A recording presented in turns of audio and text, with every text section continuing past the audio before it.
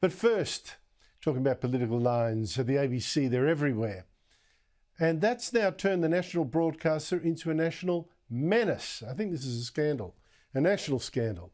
I used to be a regular guest on the ABC for years. I've also monitored and, as you know, reported on it for decades, particularly the exploding bias there. And I've got to say, that bias at the national broadcaster is more extreme now than I've ever known it. I mean, it's stifling. It's also turning off audiences, by the way, I think you've noticed. In fact, the ABC bosses are desperate. They've hired consultants now to tell them why their radio audiences have collapsed. And their current affairs TV shows are almost all in the slide as well. But there's now something worse about the ABC's hard left bias and the fact that it's turning off audiences. It's now positively dangerous. The ABC is using your money, $1.1 billion a year, to spread hatred, resentments and division. I'll give you a couple of shocking examples from just the past couple of days. Now you tell me if this stuff is acceptable from a taxpayer-funded national broadcaster that must by law be impartial and not a soapbox for the angry hate-preaching left that it's now become. Now first, this outburst 2 days ago on the ABC's high-rating Insiders show from one of its journalists who identifies as Aboriginal. To speak to the issue of January 26th, I mean, what are people protesting about on January 26th? They're protesting about the invasion, they're protesting about the genocide of Aboriginal people that is ongoing today. Yeah, this is obscene. I mean, seriously, we commit genocide against Aboriginal people, and not just in the past, but right now? I mean, where's the evidence for this astonishing claim? Where are the piles of bodies in the streets? Where are the concentration camps, the gas chambers? I mean, far from committing genocide, we have actually seen a massive rise in the number of Aborigines, an incredible 25% increase in the last census from the census before, just 5 years earlier. 25% rise, some genocide.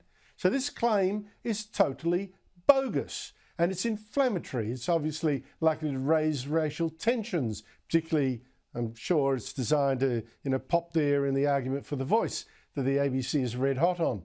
But how on earth does an ABC reporter on an ABC marquee show get away with saying something so false and inflammatory and dangerous like that?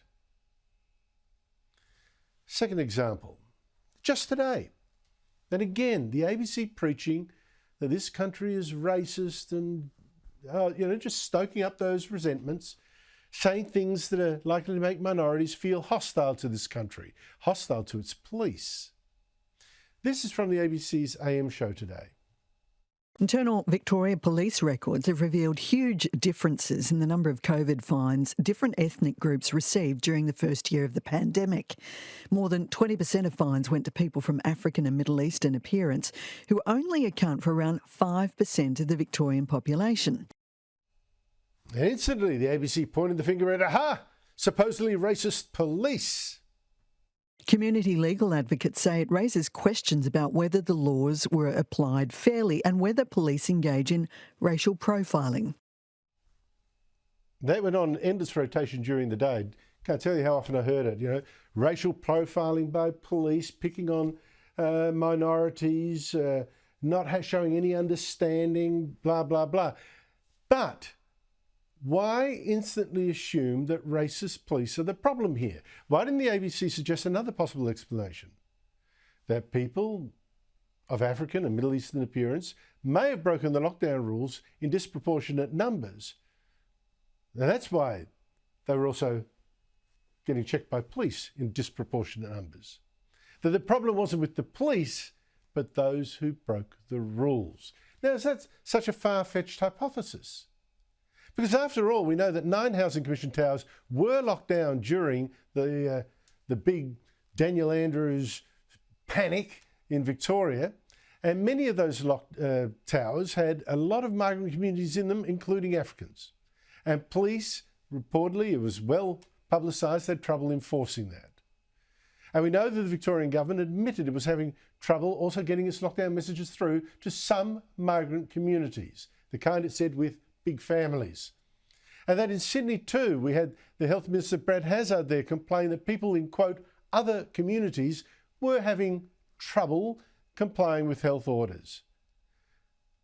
Plus, we also know, more context, that some ethnic groups among these communities, not all, some, have higher rates of reported crime, up to 10 times for their population numbers. And some have much higher rates of imprisonment too. So is it any wonder then that maybe those groups are also more likely to be breaking lockdown laws? It's not to do with police. So given all that, why would the ABC be pushing the racist police explanation rather than exploring whether these statistics may reflect issues within some ethnic groups? Something the ABC failed to suggest. And I think you know why. Because the ABC would much rather vilify the police or our supposedly racist country, or make some argument for the Voice and the Aboriginal-only advisory parliament that Labor's pushing. They'd rather do that with these sorts of overheated claims than report on problems within some migrant communities. Well, that's the ABC today, isn't it? Preaching a line, not telling the truth, inciting tensions, not reassurance, and basically stoking up racial tensions all over the shop. I mean, seriously. But then again, you know, what do you expect these days from such a profoundly trivial organisation that the ABC has just decided to sack its chief political editor, saying, oh, they don't need one of them anymore. Got to go for the youth audience, the online crowd. So it sacked that, a chief political editor, when it still has enough money and staff to do a whole report like this on the Prime Minister's dog. Becoming PM, Albo won't go anywhere without his dog Toto. Even when he has important guests coming over to the house, he's busy playing with his dog.